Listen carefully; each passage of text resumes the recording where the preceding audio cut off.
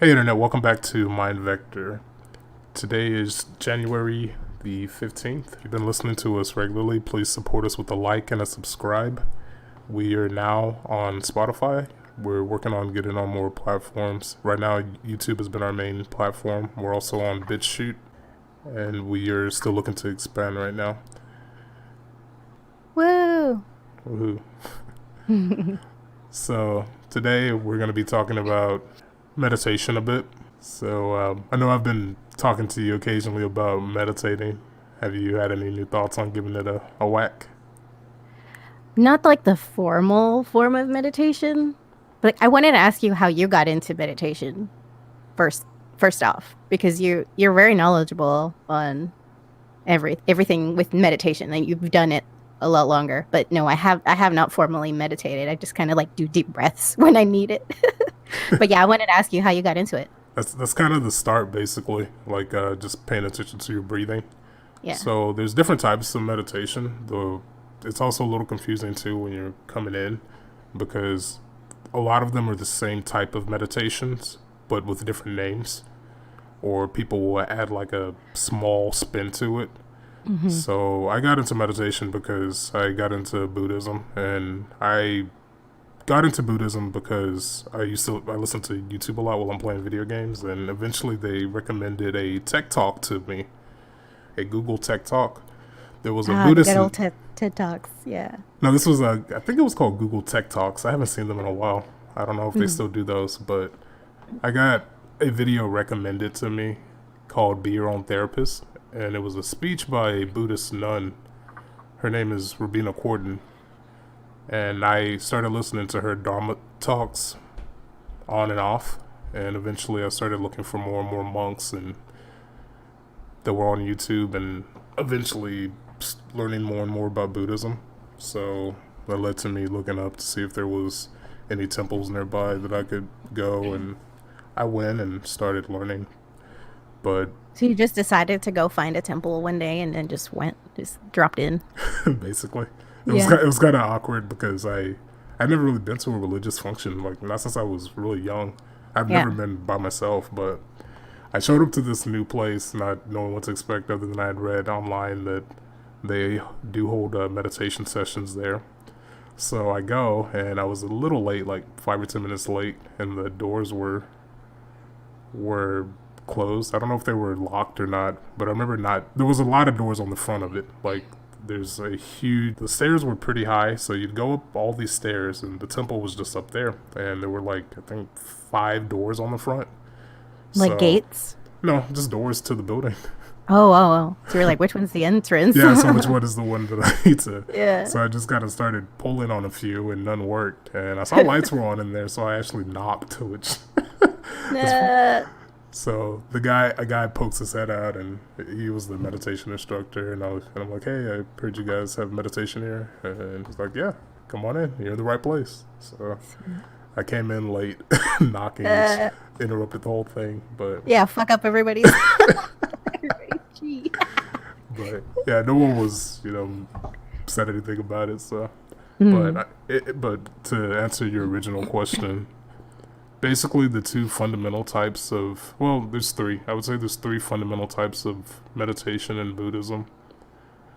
The one I practice the most is called Vipassana, which is also referred to as insight meditation or I think transcend. I don't remember. Transcendental. I don't remember. I don't remember the other names that they call it, but they all kind of lead to the same thing. So Vipassana, there's another one called Samatha meditation, which is concentration or focused meditation, and another one called Metta, which is loving kindness meditation or compassion meditation. So Wow, that's pretty broad. Yeah. yeah, so those are the three types that I've practiced. But Practice, yeah. the one I do the most is Vipassana. And in Vipassana meditation, the way you can start off is I think a lot of people kind of go over the top with it and start fixating on too much. But basically, starting off, if you don't want to fixate on your posture and everything too much, you would just sit somewhere and you would close your eyes and breathe.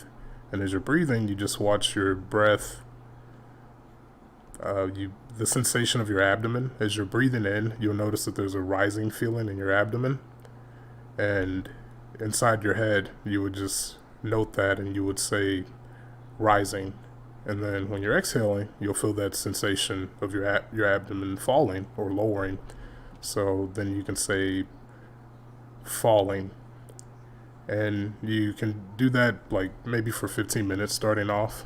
They would say at the least do it for 1 minute a day. A lot of monks that I've listened to have said that, and a couple that I spoke to at the temple have said that.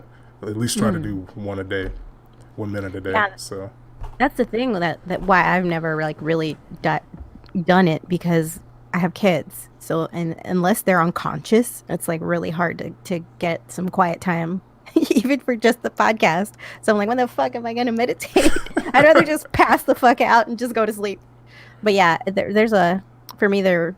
I've found that I've had back when I used to like be really into makeup and shit, I would get into like this zone of being just really focused on the task that I was doing and then like my mind would just kind of start drifting after a bit. But I feel like I've had my brain tends to go into that meditative thing like no matter what I'm doing what if I'm not like interrupted. what you're describing is actually something in Taoism. They call it Mhm. a state of flow. Yeah, like a flow. Yeah, I've heard that term, flow state. Yeah. Yeah, and it's basically when you get absorbed in whatever you're doing, which that kind of comes into the second type of meditation, the concentration meditation. Hmm. They also call it tranquility meditation for concentration because you don't really gain much insight, but you do kind of distract yourself in a way. Yeah, it So, was like really, it was like my Zen time, like my just my time me time, aside from putting myself together, but just kind of just, yeah. yes.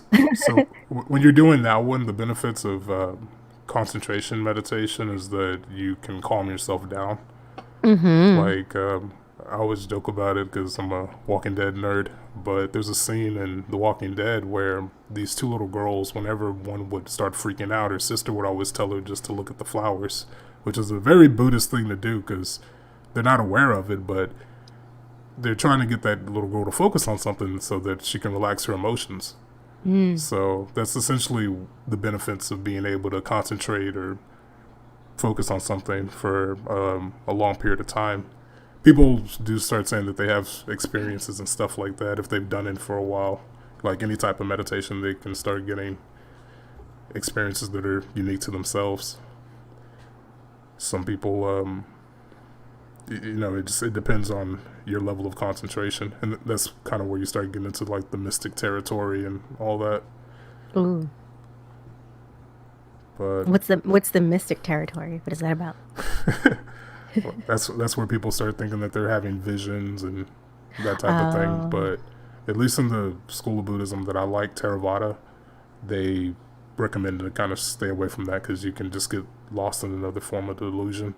You'll just get Yeah, that seems like you would need to be like under some kind of guidance and stuff yeah, and to come back. it's easy to distract you from the path of trying to get out of samsara, which is the cycle of rebirth and everything, Oh, damn. because now you start getting to the point where you're focusing on all these magical powers or whatever that they say you can get, at least in the like the mystic religious part of Buddhism. I don't want to say the magical thinking part because it's kind of disrespectful, but Uh-huh. the I guess the non worldly version of it. Ooh. But that's so funny how the brain can just do that. There's like so much in there that we don't tap into like on a daily basis. Yeah, that's a lot of it comes from us probably being so distracted by so many things at once. So Right, if you're yeah. able to actually apply yourself and get absorbed in it, there is a state of serenity that comes with it. As a lot of people have experienced, if you can find something you like to do, and it's like you're dancing almost. And Alan Watts has said that a couple of times that sometimes when you get really into something, it's like a dance. And I think he's phrased life to be that way once you're actually in the state of flow when it comes to life itself. For But sure. Yeah. Yeah, so they teach us mostly insight. With the school of Buddhism, they focus more on Vipassana meditation. That one's to basically get you to deal with your emotions better. It helps you deal with your emotions and to realize that everything is impermanent. That way you don't cultivate a wrong way of looking at things like they're going to make you happy, they're going to be forever. Because if, that's the natural thing that humans do. And if you do that, you're going to wind up suffering in a lot of ways. So, Yeah, you can't act based on your temporary emotions because your actions are they're gonna surpass your temporary state of that emotion, you know? right. So that's one thing that I did notice once I started kind of separating myself from, whatever was happening, whatever chaotic thing my kids were getting into, and just kind of pausing and just even just counting to 10 or taking a minute or two. That, I mean, previously I was just reacting and it wasn't doing anybody any good. And but once I got into that practice a little bit more, not formally meditating, but yeah, just having that distance between your emotion and the situation and separating the two was really helpful for me. Yeah, I would recommend trying. I've done it before, but again, I would recommend trying it because I hate to sound like a broken record because when people get upset, I always recommend it to them. But really, it did a lot for me. It helped me in a lot of ways. So that's kind of my go-to. Like, hey, this worked for me. You might want to give it a shot. But obviously, I don't want to force it on anybody. Yeah, it's But that ego, that ego. I mean, it feels good to just fucking yell and scream and whatever, but yeah, it's just for you. That's purely selfish. yeah, So selfish. So do they play like any music and stuff when you're like in the temple meditating, or is it just kind of silent, it's or silent. y'all? Yeah. It's silent. Or sometimes they like hum or something. I don't Yeah, know. if you're sitting there like listening to music, that's more so just relaxing, not meditating. Oh, okay. Chilling. Just everybody's just chilling. Gotcha. Yeah, like that's kind of a Western thing that everyone like. It's it's it's the difficulty of words because when people hear meditation, the first go-to association is usually to contemplate something. So, I remember one girl that I knew when I spoke to her about spirituality and stuff like that. She was a Christian, and I used to be a Christian when I was younger, but eventually fizzled out, and I went into kind of like a nihilism state, and well, when agnostic, atheist, nihilistic, and Buddhism is what kind of knocked out the latter two. Now I'm kind of Hmm. more of a an agnostic that kind of just finds the fun and the absurdity of the world. So, Mm. but with her, when I brought that up to her, she always said that, well, I pray, and pray is It's interesting, but it's not exactly the same thing. Mm. Um, Prayer is good in the sense that it sets an intention, which is something Right. that Buddhists do like. They like the notion of setting an intention, but you can also kind of veer with that too because they have the dynamic of believing that there's a God that's going to be able to manipulate things to whatever they like or whatever they hope God's plan is, and they hope that His plan for them is favorable. So, So they do have a god, like a higher power kind of thing. well, Buddhism it spread out of Nepal and India, and it kept growing outward. So Hmm. as the philosophy grew, it incorporated some of the mystical ways of thinking in the territories that already existed. Like you see that a lot in religion, where different the geography and the cultures once they start overlapping, the religions start to blur too. Like Sikhism is kind of an example of that. Yeah, That's there's like a lot of hybrid Yeah, basically they're like hybrid gods. religions. Yeah, Yeah, yeah. that's kind of a good like layman way to think about it. And when it comes to prayer, at least prayer also has that. Yeah, like I was saying, it has that dynamic of you thinking that someone else could basically solve whatever's bothering you or whatever you wish to change. Mm. And with Buddhism, the objective of prayer would be just to kind of clarify whatever your intention is going to be. So you're not praying to another entity. So yeah, in Buddhism, they kind of believe in like samsara. Samsara isn't just earth; it encompasses heaven, hell, purgatory, all of that. So they believe that nothing is permanent. They just believe that there's three reasons that we suffer. We suffer because of ignorance, aversion, and attachment. Yeah. So even when you're in heaven, there's still a degree of suffering that would come because this is from the Buddhist perspective, at least. Like, let's say you get reborn as an angel in whatever religion you believe in. Like, let's say if you're a Christian, because we're Westerners. That's where our religious fundamentals are. It's Westerners Christianity. Mm-hmm. So let's say you get reborn into a heaven realm and you're an angel, and you're like, this is awesome. Like, you can fly, you can do whatever.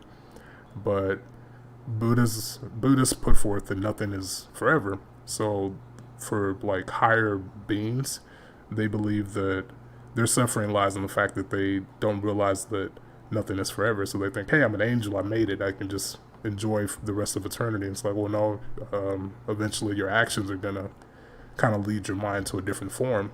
And if you're not building up good actions, you may end up going up or down the karmic scale, so to say. Oh, so like, I think in my next life I'll be probably like a lizard or something. Well, that means you really messed up if you went from human to lizard. I'll come back as a fucking protozoan and shit. I don't know what you did to go from human to lizard. That's not good. Okay, so the scale of the life form. Gotcha. So even the angels can't remain angels. Then they might get bumped back down. Yeah, exactly. Yeah, so that's the difference. Like, Buddhism doesn't rule out Christianity or the other religions. There's space for them within Buddhist cosmology. It's just that they don't believe it's forever. So even if you get reborn as a god, like the good karma, the good karma that could get you to being born as a god, basically can eventually fade away if you're not doing more good things. But you got to maintain. You may live so long that you think that you're immortal. So that's kind of where reality is going to bring some suffering to you. So for them, even like someone who's a Christian, say, can be too attached to being a Christian, or whatever religion they are. That's like like a layer. Yeah, it really is. Like, it's even Buddhism itself suffers from that too. Like, they start talking about that in Buddhism, that you're just supposed to use the teachings like a boat, and once you get to your destination, put them aside, and just be aware of your surroundings, so to say. Yeah, you got. It's like adaptation. Then they kind of really foster that. Yeah, seems. Yeah, they do. You gotta adapt. But all ideologies, for the most part, try to incorporate adaptation, because if they don't, they die. So, like, as peaceful as Buddhism is, like, there's always the tropes, they're pacifist or whatever. That's not always the case. Like, if you've ever heard of Shaolin monks, they practice martial arts because they kept getting annihilated. Their temples kept getting raided by I think Muslims and barbarians. So damn. At the time, they had to learn a way to defend themselves. Otherwise, the Dharma would have left the world. The teachings and everything would have just been lost. Right. Damn. So aside from like mental powers, like your own endogenous like ability to meditate, do they use like other methods, like tools, like shortcuts, I don't know, herbs, spices, substances, stuff like that? Some Buddhists do, but you're not supposed to. Yeah, incense, THC, mushrooms, THC, DMT, ayahuasca. But all of those things. So it's kind of frowned upon then, or? Yeah, it's frowned upon because it's considered an intoxicant. Like, I'd say that Theravada Buddhism is a lot more secular. It's more worldly, and you don't get lost in all the metaphysics and stuff like that, which is why I like it a lot. But there's another school of Buddhism called Mahayana, which is, I feel like it's more influenced by that magical thinking. That's my opinion. And I also think it's kind of subjective to the same flaws that collectivism has. But I kind of threw it off. What was your original question? Oh, drugs. Oh, yeah. Yeah, drugs. Like, is it all just that their own, personal power, or like, do they use exogenous tools and quicker methods? I guess the reason I kind of throw it off is that Mahayana, that translates to the greater vehicle, meaning their goal is to become a bodhisattva, meaning they want to get more people out of suffering. They will stay in the cycle of samsara to get people out of suffering. And there's also, I'm going to butcher the pronunciation, I think Vajrayana, which is also known as Zen Buddhism. And that's supposed to be the diamond way. That's supposed to be the quickest way out of samsara, basically, to get some form of enlightenment. And Zen Buddhism is interesting. Like, I never really looked much into Zen Buddhism. I like Alan Watts, but Alan Watts kind of covers everything. So Alan Watts goes to all he's the all over the religions. place. But Yeah. they think that Zen is supposed to be a sped up way of doing it. But as far as drugs and stuff like that, it's frowned upon. It's frowned upon because that's not your natural state. Like, the drugs, they fade away, and there's more noise you have to sort through when it comes to drugs, because you can hallucinate. The aftermath. Yeah. Well, that's it. Yeah, like, if you get addicted, then you've got a new form of attachment that's gonna fuck you up. Yeah. So Yeah. The worldly attachment. Damn.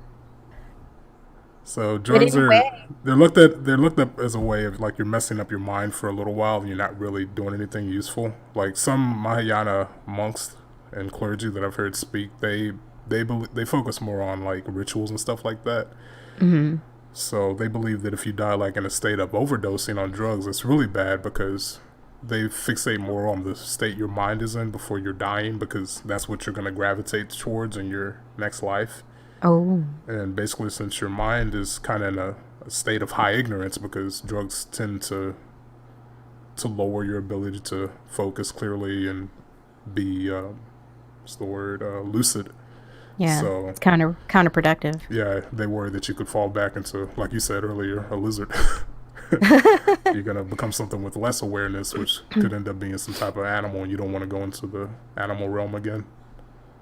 Yeah, I can see that, why they would see that as a less legit form of meditation or whatever. Just counterproductive to what they're trying to achieve, or what people would need to achieve under meditation. So substances is a no-go. Yeah, it's a no-go. Like, some people, Yeah. they take it to the next level and they wonder if they should be using antidepressants, which that's actually kind of ironic, because when I was in my younger days, and I actually went to a protest when I was a teenager. It was a Scientology protest, and I think I went because I had heard that they basically disavow psychiatry and psychology. So I went. Plus, it was part of a 4chan thing back then, so I got swept up in that whole thing. But I was young and dumb. Yeah, And it seems like a common thing for religions to reject other forms of help available to us, like, as modern society and all that, and medication, and even other forms of religion. It's like competitive. Yeah. But yeah. Yeah, there's the notion of collective egos, which is kind of it may be kind of a complicated way to put it, but the way the ego functions is to protect the self. So if you have a bunch of selves, which can be people, could be corporations, could be governments, could be religious factions, anything, they will have a collective ego, or to a degree like a cultural ego in a way. So they want their way of things, of their way to be the way that things are done. Right, the only way. Yeah, they don't want anything outside tainting their structure. Yeah, exactly. And it's frustrating. I get it, because Christianity just got some cool things, and Christians historically have done some cool things. Like, they did a lot of, when it came to ending slavery and stuff like that. So Christians have done awesome things too, but they also can get kind of trapped in that way of thinking. Like, there was this one documentary called Dharma Brothers, and I forgot what state this was in. I think it was in one of the Bible Belt states, but they ended up bringing Buddhism and meditation to these prisons, and the inmates were making progress. Like, they were changing. Like, some of them would just burst into tears because regret for what they'd done, or seeing things in a new way, or finally just having some type of emotional catharsis. And eventually the program, unfortunately, got shut down because it wasn't a Christian program. So Christians came and they knocked it out. So, and Yeah. and I get it. Like, if you believe in God and everything, that's great. But at the same time, I don't think that it's very godly to want to sabotage another person's improvement. Because even though they are prisoners, like if they can change, that's great, and if they can learn to regret what they've done, that's even better. So Yeah, I mean, eventually you just gotta. I mean, if you do a shitty thing and you're still here, it doesn't do you any good to keep dwelling on it because you're just shortchanging yourself and what your potential could be from that point on. So, I don't know. I think that my criticism of Christianity, it's like a narrow road that's very restrictive in how in achieving the path of what is it, redemption. It's like their way or the highway. So yeah. that's my putting down that. See, and when I was a Christian, I had way too many questions about the religion because that's kind of why it got harder and harder for me to believe in as I got older. And now I'm just kind of, I think of it as like an agnostic. I mean, if there is a God, it's like, okay, well, cool. If he's not there, then it's like, well, that happens too. So Yeah. I'm not a huge fan of like organized religion as far as going and attending a church and going every Sunday and putting on a face and all that and like the whole church thing. It's like if God is with me, then he's with me. I don't have to, the church of the self, just I don't have to go to church to the talk to church of God. the self. Yeah. That sounds a little narcissistic. Like they're supposed no, but they're supposed to be like a little bit of God in you, otherwise you're not able to like connect, right? Is that Yeah, kind of a thing? and that's something It's that's like why do I common. need to go to church to achieve that? That's not. I don't Yeah, know. and me, when I was younger, I liked learning about all these different religions. I was really open-minded dude, so that's something that was a pattern in human thinking that I noticed when it came to Hinduism and Christianity, like the God Self or the Brahma or the Atma and all of that, the Holy Spirit. It seems like Hmm. these are all kind of the same idea. The different ideologies are trying to put words to. So Hmm. Christians do believe that the Holy Spirit is in us, and that's kind of how the God spark can give us guidance and everything like that. Yeah. So why do I need to go to a church to look at people to give up a tithe and all that stuff? It's like it's just a money grab. Yeah, well, I mean, it depends. Like, Hmm. you don't start off knowing everything. Like, you're still a seed that has to grow. Gotcha. Yeah. So you just gotta Well, hope that that's the what the people watering text. you are putting the the right things in the soil and Yeah. Then everything. you're dependent on who's standing up there talking Yeah, and what message they want to send out that day. I used to attend a really big church here in town with my cousins because they went, and it's like a really popular one, and it just seemed like a big show to me. I mean, people would get hyped up. It was like a pep rally every Sunday, so I was hyped up to go. But looking back on that, it didn't seem what's the word? What's the fruitful. word? Yeah, it was just like people were going because they wanted the experience of being there and being around people and being enthusiastic and Yeah, all that. it was a Which, it's a social function, no yeah, doubt. yeah, And I'm not definitely. saying this is a way to diminish religion or church because I understand why these things exist, and you know they're important. They're Yeah. important in guiding cultures and guiding the future of minds if they're making the right choices. But when it came to going to church, do you feel like you ever gained anything at all from attending any time you went? Yeah, especially as a kid because we're more into going things that exciting things. So it was pretty exciting for me at the time. So I guess it was like a positive influence on me in those days. But I mean, we were going to the clubs the Saturday night before, so it wasn't like actually keeping us from any shenanigans we shouldn't have been getting into. It was just like repenting the next day. Oh, I went to church on Sunday. Yay. Yeah. See, and I think that's kind of a bad habit too that it can It's get a bad people in. cycle. Yeah. If you're just repenting but you're not sorry, because I have Yeah, friends you're like that not. that say that they just say they're sorry every 5 minutes, but they don't do anything differently. Oh, It's like, sorry, well, sorry. Yeah. it doesn't. We're like, what the hell are you doing? Yeah, Yeah. it's kind of diminishing in a way. It diminishes the value of your word, and for Christians, that's kind of something that they can run into, and then they can get into the whole. There's a lot of pit traps that Christianity has that people can fall into. Not to say that Buddhism is perfect or anything; it's got its flaws too. When you start bringing in karma, like one thing that's kind of shady, you'll have situations where people will have birds for sale, and basically you can buy the bird's freedom, and you'll get good karma because you freed the bird. And it's like, yeah, that's a shell game. You're not gonna redistribute karmic wealth or anything like that. So. Poor bird. Poor bird can't even fend for himself. He's just out there lost. Yeah. Worse off, probably.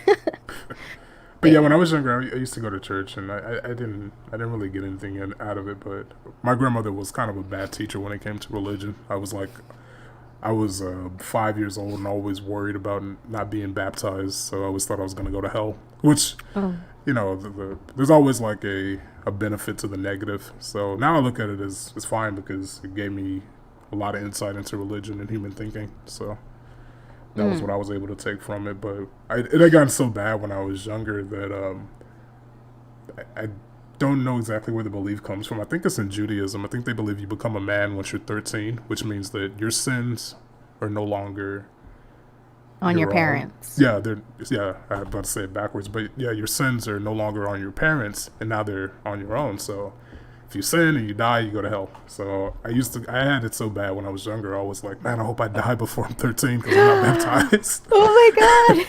So my grandmother was really bad at like conveying religion. She was all the negative shit. Old country black woman. So so that kind of soured you on Christianity after that.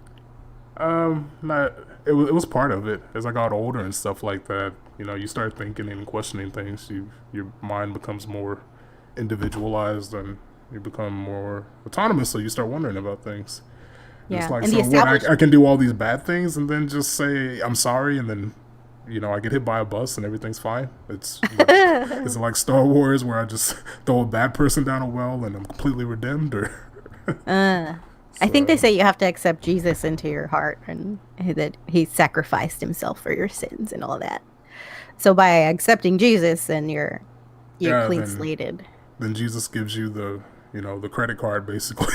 There you go. To rack up the moral debt. Start over.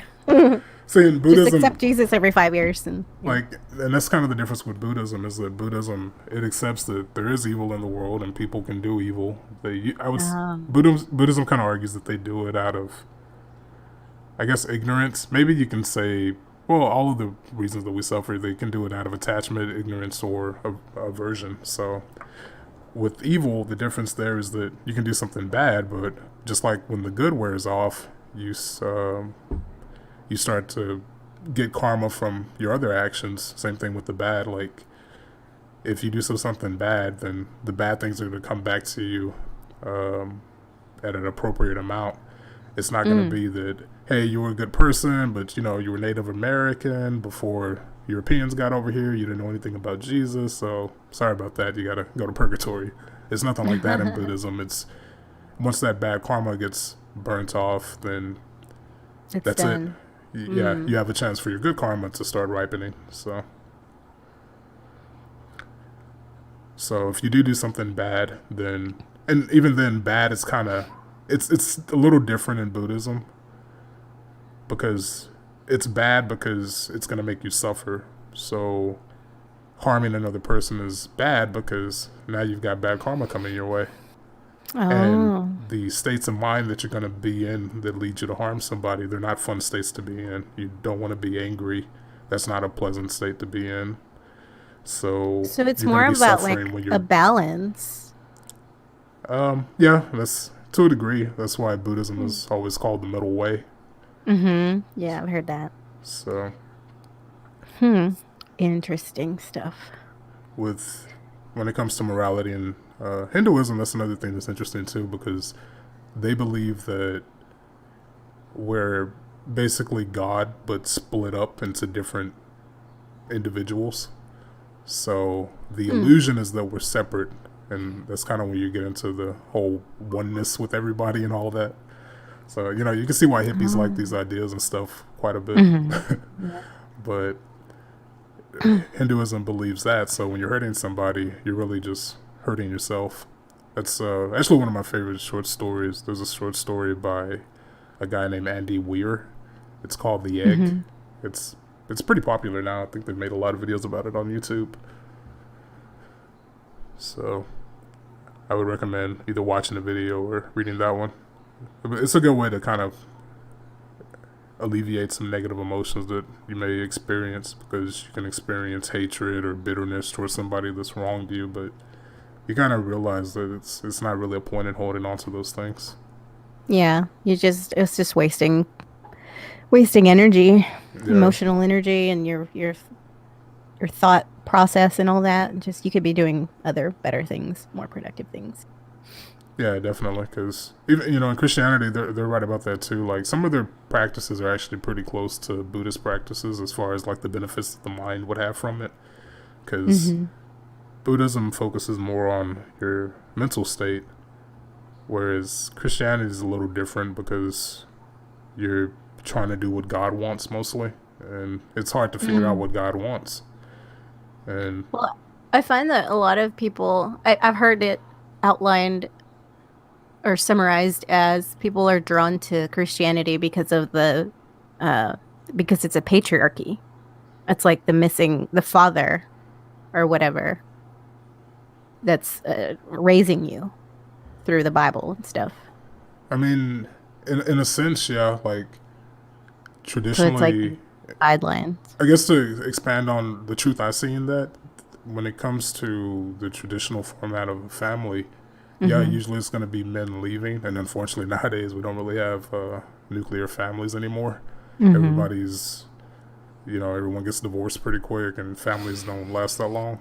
So it's another form of trying to get some type of wisdom out of the world, or to get some type of bearings or orientation, is to have Hmm. religion, to have something that can clear things up for you. Because you have to think about, like, you ever heard the term tabula rasa, Hmm. like blank slate? Well, that Hmm. I forgot who made that up. I've heard it in psychology. Yeah, God, I don't, I don't know. It I want to was, say Thomas Locke, but I think that might be wrong. I don't remember who it yeah, I was don't that came up remember. with tabula rasa, but basically the idea is that you're born into a world as a blank slate, and all these things get imprinted on you. There was another German philosopher who had something similar. I think it was called thrownness or something like that. Throneness. Yeah, that sounds kind of hood That's nowadays. road. Yeah, Yeah, throne. but thrownness is basically it's similar. It's like you're kind of thrusted into the world, and Hmm. you got to figure out what's going on. And depending on how you're born, it can be like jumping out of a moving car. You're rolling, and you don't know what the fuck's going on. Mom's on crack, Hmm. dad's dad's like overseas shooting, you know, whatever. So we have a Yeah, chaotic in world. psychology, they had the school of thought of whether we're born with, all our characteristics, like the genetic part of it, or if we're blank slate, blank slates, and we're completely formed by our environment. Yeah, Those were the two dueling the nature thoughts. versus nurture. Yeah, nature versus nurture. That's exactly it. And then epigenetics has kind of thrown a wrench into that because now we're like, yeah, Hell it's kind yeah. of both. You can change your genes Yeah. and your mind. See, in Buddhism, like, because these religions, like, they were ways of making sense of the world back then when we Hmm. didn't really know anything. You have to think just being born out in the woods and hoping that the other living stuff out here doesn't decide to eat you with its face. It's it's hard to make sense Hmm. of what's up and down. So religion had that way of providing stability, like a lot of Well, stability and like knowledge too. There used to be like civility. schools, Yeah, and they kept, knowledge. they were a form of like soft government. They're useful for keeping people around before God is like what predated the NSA. It was always listening. Hmm. So But it's still like historically, Christianity has attempted to wipe out um, the competing religions. Like if you look at the Aztecs and the Mayans, and then they had their own way of doing things and their own religions and their own gods, and Christianity had just viewed them as like savages. It's like this shit ain't right because they had like their, I don't know, their games and stuff where they would play like these crazy games, and then the losing team would get like castrated or just completely killed off. It was like high stakes savagery, I think and the they would like Aztecs. sacrifice their babies and shit, and it was just all kinds of fucked up shit. Now there's another ideology that's makes you stunning and brave if you start sacrificing your babies. Right? But But the yeah, belief that they would please their god by doing that, that's just crazy to me. yeah, it's crazy then. It's crazy now, But but for them, it was their way of it's life. all they So knew. It's all they yeah, knew. that's all they knew. But they also had a different way of thinking about things too. I'm not Oh, exactly. definitely. I'm not 100% sure, but I do think that the Aztecs did believe in like reincarnation or rebirth, and those are two terms that people kind of blur a lot. The best difference I've gotten between them is that reincarnation is more like the idea that you maintain your identity but in a different form. Mm. Rebirth is it all gets lost because you're not exactly your thoughts, which that's kind of something a lot of people don't always like to think about because that can kind of lead to some schizophrenic thinking. Yeah. It's like, well, who the hell, who's saying all these things in my head? It's like, well, But yeah, it's there's a you, but great it's quote. not you. Yeah, there's a great quote. I forget who said it. It's like you are not, you don't have your own thoughts. I think your thoughts are you are not your thoughts. Your thoughts make you, or you don't make your own thoughts. Your thoughts make you. Something like that. Yeah, It's like we all have heard, you know, everything that we've heard is what forms our mind, but it didn't originate with us. Something to that effect. And it's like chicken and the egg, you know? yeah. Like, It's like and which one came there's first? there's different phrases that kind of embody that way of thinking. Like, we all stand on the shoulders of giants, because Mm-hmm. when you can think about it with our technology, like all the things that the people that have come before us have created, so that our lives can be so cushy and stuff like that now. Yeah. It's amazing to think how great life is now opposed to what it was when we were a young species. Well, we're still a young species, but when we were a much younger species, I should say. So Yeah, we were not as well connected as far as like knowledge and understanding things. Like now you just hit a button and or just talk to your phone and it'll come up with five different answers to whatever you're asking yeah, from all these different sources. So it's rough because I was just thinking this. It's like all of the like listening to podcasts, right? And learning about other people and subjects and stuff like that. It's like all it's forming our minds. So it's become increasingly important for us to be intentional about what we're looking for and who we're looking at. Like the source, consider the information. yeah, definitely. There's a popular YouTuber I listen to. His channel is called Infinite Waters, and he had one of the most like to me it was like one of the best way to articulate what meditation is about. He said that meditation is about becoming comfortable in the void, and Mm. that that explains exactly how Buddhism got me out of nihilism. So, like, nowadays we call nihilism the black pill, but I would say that I consider like Buddhism, it was kind of like the clear pill. A friend of mine, he made a joke, so what, like a placebo, and Uh, you can take that as like disrespectful to Buddhism, but at the same mhm. time, Buddhism doesn't take itself too seriously. Like Alan Watts has even said that when it comes to the koans and the riddles that they use in Zen Buddhism, it's almost like they're almost kind of funny. Like, Uh-huh. and that's kind of why I kind of laugh at all the absurd things going on in the world because it's just Everybody's taking shit so seriously. yeah. And when you kind of see like how crazy all of it really gets, it's like what the hell's going on? But Uh-huh. that's just how the world's designed. We're all limited by our own perspective, and we can only operate from that for the most part. But he actually brought up something too that's similar to what you were saying about monitoring. Just like you want to try to keep your mind clean or your body healthy Right. and things like that, you want to keep your other senses clean. Mm-hmm. So, and that's something too that goes more into like Buddhist cosmology and stuff like that. They believe that the self starts like if you still have that attachment to come back to the world, you start getting senses and ways to get the world. So like hearing, smelling, thinking, and all these different sense gates is what they call them. Mm. So you do want to monitor what you're taking in because it does affect your worldview. Like Yeah, definitely. people, it's hard. There's no one size fits all. Because when I was younger, at least, that was always the debate. Like, do video games make people violent? It's like, well, no. Do movies make people violent? No. But Yeah, we're a little more complex than that. yeah, it's a little it's a little more complex, and it's crazy because nowadays the way the country's polarized.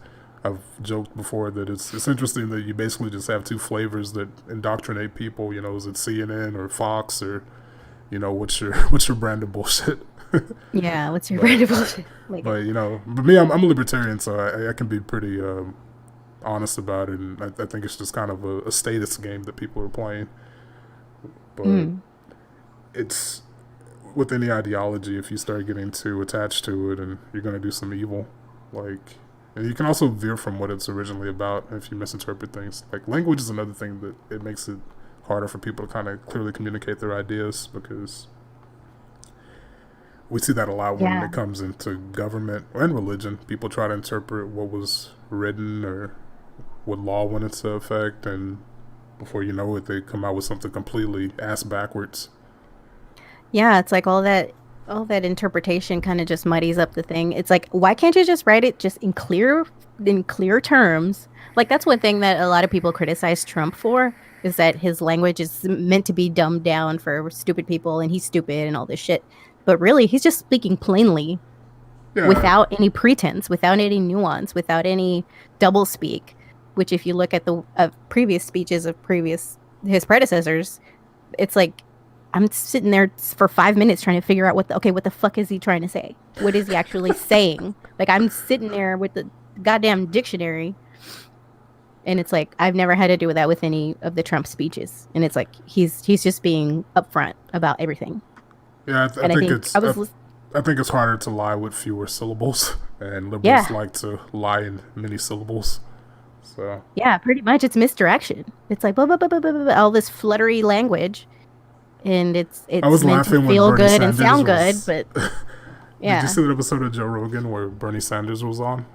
no, I didn't. There's a point where Joe Rogan asked him, he's like, "So, what do you say to people that are concerned that they won't be able to keep their own money under your presidency, under your if you are president?" And Sanders ends up saying something. He starts it off with, "Well." And then there's a pause. And I'm like, God damn it. Here I am trying to be like open minded. I'm like, Here he goes. Here he goes. Yep, there's always a little spin. So. But speaking of Bernie, so you watched And- that new Veritas Yeah. video? And before I forget, because if I was still a leftist, if socialism and all that stuff, if I didn't learn what I did learn, and I thought that worked, like you could just control everything to make the utopia, I probably would have been voting for Yang. I think Andrew Yang would have been who would have appealed to my brand of bullshit if I was still a leftist. But even then, like, I've been trying to read more about something he said. He brought up this thing that he brought up a few right-wing economists and cited that they thought that we could have a universal basic income. And he brought up a guy named Milton Friedman, and I'm trying to figure out exactly what's the difference here, because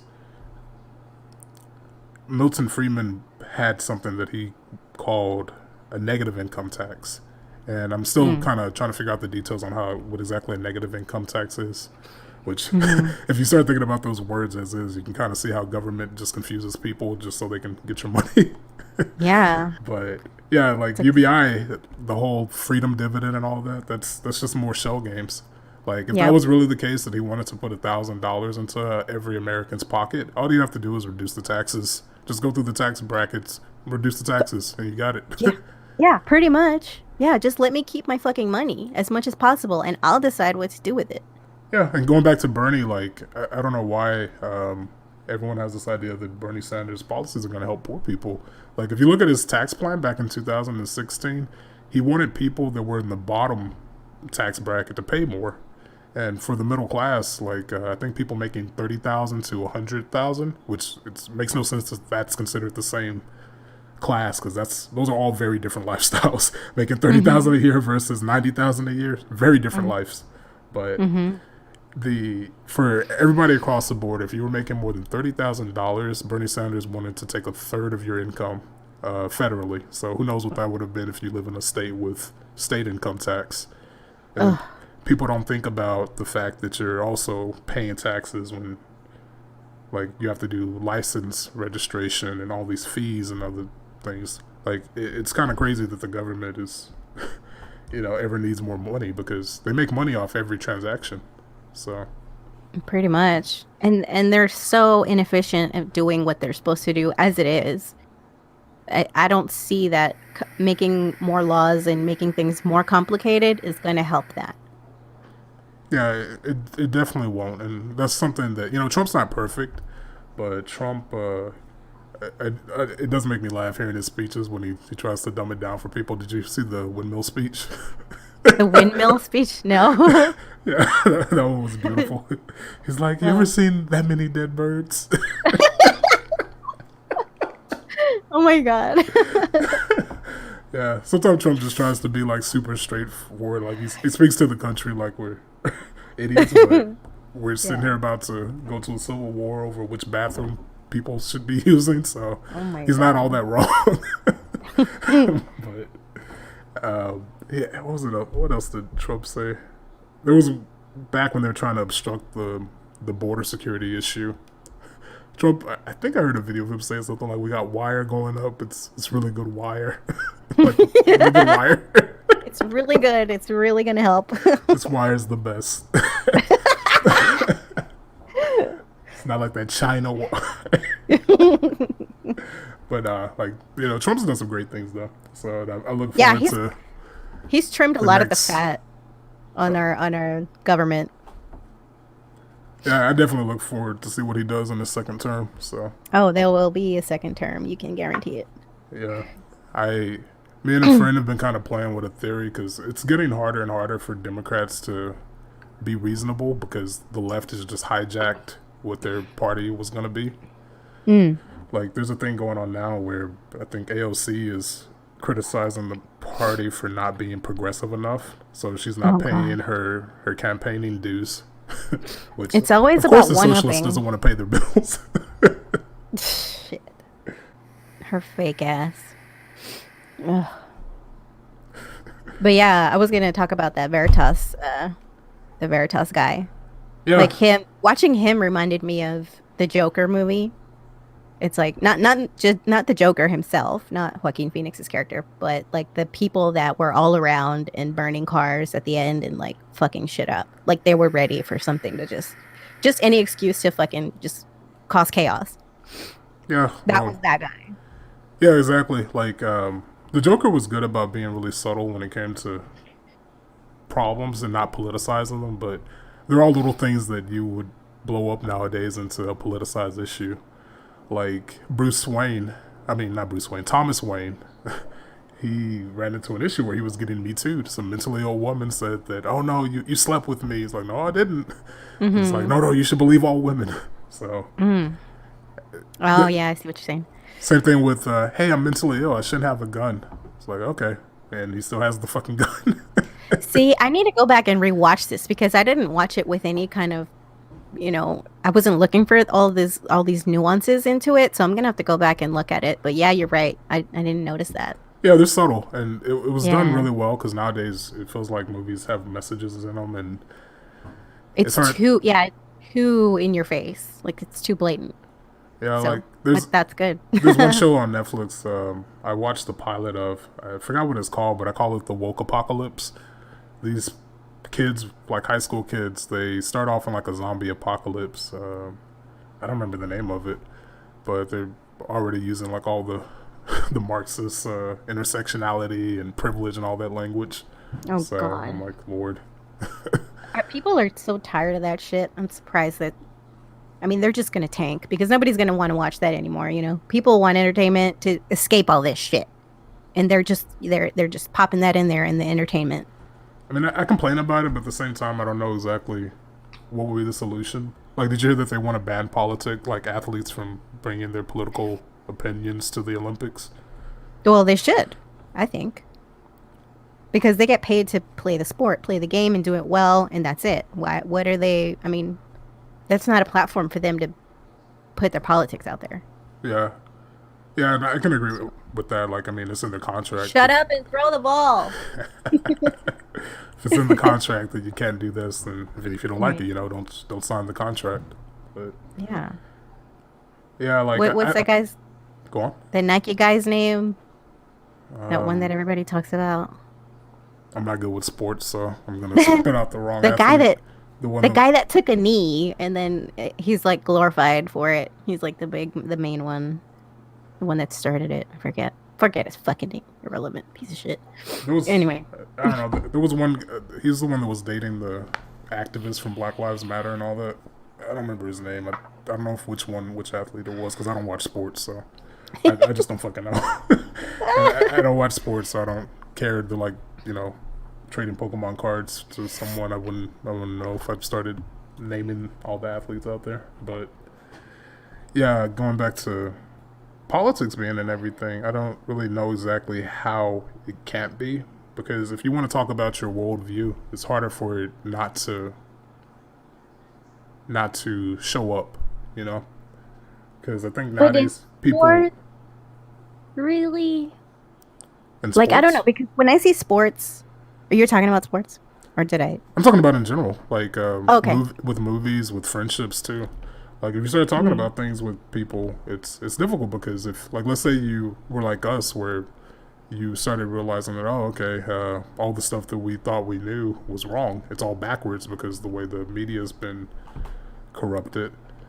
Okay, Um, but in movies, these are productions that are created by a very small circle of people that they have that intention of pushing said messages because the actors themselves they're just playing the role and they're just playing along because they want their check.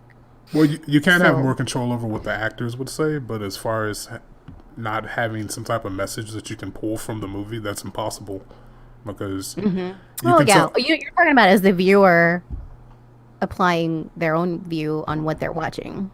Well, even then too, because like if you have a certain character that thinks one way or another, you can probably play thought police, which the left and the right do like to do right now. You can figure out where someone's views align, and it's not that hard. Like hell, I've been in conversations too where I say I don't hate Trump, and everyone gives me this mean eye, like, "Are you one of them?" It's like, Jesus. Yeah, you definitely view the world with your own like little lens that you've created, right? Yeah. Like people view the world through their own eyes. And like it's natural too, because if you want to have people around you trust, you want to have the same values. So it's human nature to look for that in people. When you listen to them talk, you want to make sure what frequency are they on. Do we vibe? Do we have the same values? And even at more of a primitive levels, like, can I trust this person? So you always Yeah, gonna but then be you paying attention wanna- to those things. For me, it's like I want to avoid the echo chambers. As good as it may feel to have a conversation with somebody that's totally vibing with me and agreeing with me, and we're going on and on. I would still would rather feel a little bit uncomfortable talking with somebody that's not in a complete agreement because then you can still glean a little bit of insight, just listening to opposing views. It's like a back and forth, but keeping the higher goal in mind of I'm going to learn something from this as opposed to, oh, I'm going to win this conversation, because then you're treading the territory of competition and negative. You're not gonna win that battle. You know what I mean? It's like people are always gonna have different points of views. So for me, I think it's I avoid echo chambers. I try to, at least for me, I always try to question what I'm thinking.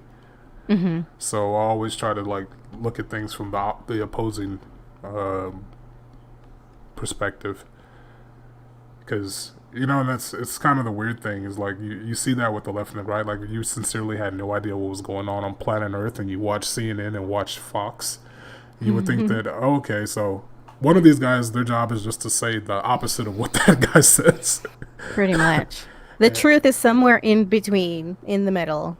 Yeah, and I think that's where a lot of moderates sit. That if they're not like history nerds or people that like figuring out that all the different forms of economics, like Austrian economics, Chicago School, or leftist style economics like Keynesian and wealth redistribution and all that shit, then it's hard to figure out what should you like in politics. And like, well, I don't know, that person looks kind of like me, so I should vote for them. And it's like, well, that's not that's not useful.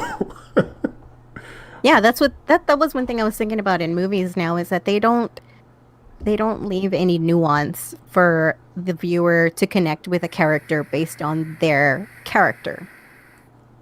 It has to now today it has to be something that's totally visible and totally in your face, like the character being transgender or gay or a minority or this, that, and the other, or disabled. And it's like they put that at the forefront, and then you kind of lose the substance in what entertainment used to be. Yeah, for me, I don't like the idea of doing all these inversions. I think that's kind of where you mess up stories. Like Black Little Mermaid. Like Black Little Mermaid, when most black people can't swim. Me included, I'm not a fucking swim. But, and now a lot of black girls don't like getting their hair wet, so being a mermaid, yeah, that's that makes its own yeah. type What of is hell. she doing? Why would she be black? I'm all for historical accuracy. It's like it's just taking it a step too far for somebody to be able to just enjoy the show, and then all of a sudden it's black, or it's something that's out of character for that character of what you know of that character, and it kind of takes away from the story. I don't know. It's just like it's like a distraction. Yeah, it is. I mean, that's why I don't like the idea of like just swapping them arbitrarily, for political sake, because you can make a new story with that person. Like you can do that if you want to make like some. Yeah, they could do a side story. Why does it have to be a replacement? Like with Ariel, like I don't think you need to do a retelling of that. And then some people argue that it's racist because there's no minorities.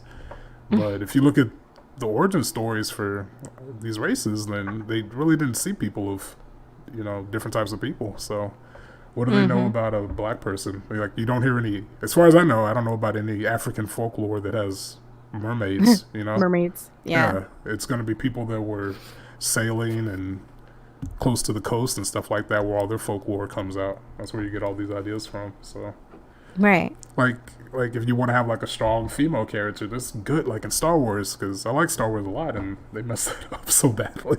If you wanted to have like a really cool female character, there's a lot of them in Star Wars. Like this girl I used to know when I was younger, she was a huge Star Wars nerd, and there were a lot of Jedi and stuff that she knew about that were female, and they were all just organically in the universe. Like, I'm gonna nerd out for a second, but Ahsoka from the Clone Wars, that would have been a great female protagonist to have a series about, instead of trying to inject like a character that just does everything without a problem. Right. She just like so all of a sudden was able to use the Force, and that came out of nowhere. So bad. Whereas like everyone before her had to like train for years.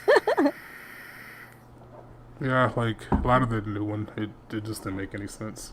I haven't watched any of the new ones. Like not since the old Luke appeared at the closing scene of whatever that movie was that I don't remember, and that was the last one. Okay, so we're coming up on the 1 hour mark, so I think we're gonna go ahead and wrap this up. We totally missed the mark on what our topic was. It always comes back to fucking politics and entertainment. Well, it's hard to get away from if you're talking about what's going on in the world. You're gonna share your opinion, but it's all good. It's all good. So we got away from. Oh wait, I wanted to ask you. Dreams. We can do dreams in another episode. Yeah, we've got some cool dream stuff coming out. So I guess this is the prequel to the dreams episode. Yeah. I did want to ask you if you watched Ready Player One though. I kind of fell asleep on it. Okay, well that's your homework. Ready Player One. Yeah, that's a I good one. I was in and out, so I had ingested some things allegedly that would make me a Okay, we'll bad do some. Buddhist.